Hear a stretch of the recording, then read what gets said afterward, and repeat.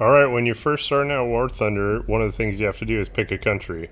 So Germany is known for having advanced technology at lower tiers. The Soviet Union relied on brute force and strong, simple designs like the T-34.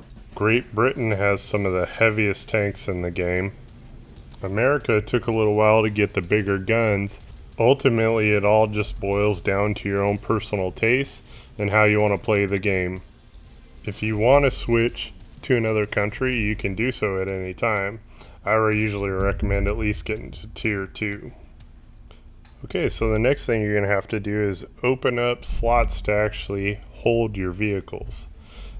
As you can see, you start out having to pay $5,000 to open one, $10,000 on the next one, and $50,000 for the final one.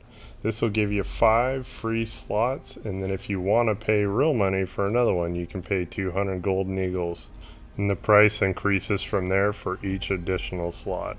So I like to keep all my tanks in order, so as you see how all the tanks are lined above, I put them in the same on the bottom with one slot open for aircraft, and I'll just go ahead and put every single aircraft in there. Now if you have a line that has 5 tanks, I go ahead and buy the extra slot, and then I'll have the ability to put all my tanks in the same spots and keep them in order, and once again keep that one slot open for aircraft. So believe it or not, one of the beginning tips that's super important is to play as a team.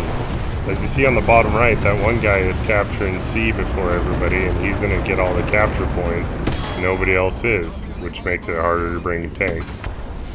Another thing you really want to do is mark your enemies on the map. That guy hit me from behind. I may be the only one that can see him. But as you'll see in a second here, I'll mark him on the map. Here we go. And one of my teammates takes care of him for me. That gives me the ability to repair and continue on with the fight. So definitely play as a team, think as a team, and work together as a team. So use your binoculars. They're super easy to use and they provide a pretty good sight profile. They're also off the top of the vehicle, like the commander standing out, so that you can actually see higher and he can direct the fire. It's really easy to do. All you have to do is go into binoculars mode. Now I can see better. Hold the fire button down and then click shift for me, and it immediately fires. First one I missed. So as you can see here, hit him. I go back to the regular view, I can't even see him. Another thing you're going to want to go ahead and do is set up your mouse wheel for sight distance control. You hit your button for measuring the distance, and right where it is actually doing that, it will show you how far away it is. It says 350 there. I'm scrolling down to put my distance at 350, and I hit the target. So an underutilized tip that most people don't know about is to just get rid of your extra ammo.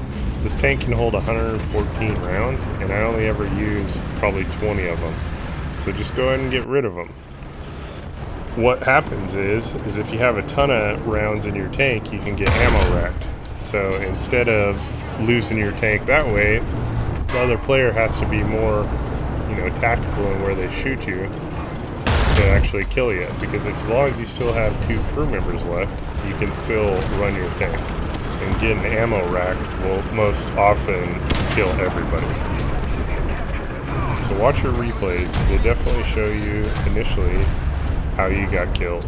If you find yourself in a match where you don't know what happened, go into the actual full match replays. You can find it from the main page and it will show you exactly what happened. You can even slow it down to watch more. So if it's taken a really long time to get into a match, go ahead and click right there and go down to select servers in the bottom left and go ahead and turn them all on. This way you'll get to play with people from all around the world. Another thing you can do is just try out every single game mode. I mean, Air Arcade's really fun, Air Realistic's fun. I don't really care for Ground Arcade, but Realistic is my bread and butter. And Naval is a really, really fun game mode. So just go ahead and try them out. You never know what you'll like. Okay, so if you're new to War Thunder, I don't recommend buying premium tanks. mostly because you can actually get them from free, which I'll show you a little bit later. But the big boost to actually having them is the fact that they give you a big reward extra in research for your next tanks and in your Silver Lions. So they do give you a huge boost to getting ahead that way, but not actually in gameplay. You still have to have skill to win. Some people say the premium tanks are pay to win. I don't know if I agree. I do like some of them, but most of them that I've gotten have been free. So to get premium vehicles for free as you're progressing through the battle pass, you'll get up to a rank of tier 4 and tier 6. And once you get that done, with the medals that you've earned in game, you can actually purchase these blueprints down here, like the Grant 1. And that is actually a premium vehicle, which you can use in game. Once you get the blueprint, you now have the vehicle, and then you can use it in that country's specific line. Super easy way to get premium vehicles if you want them without having to pay for them.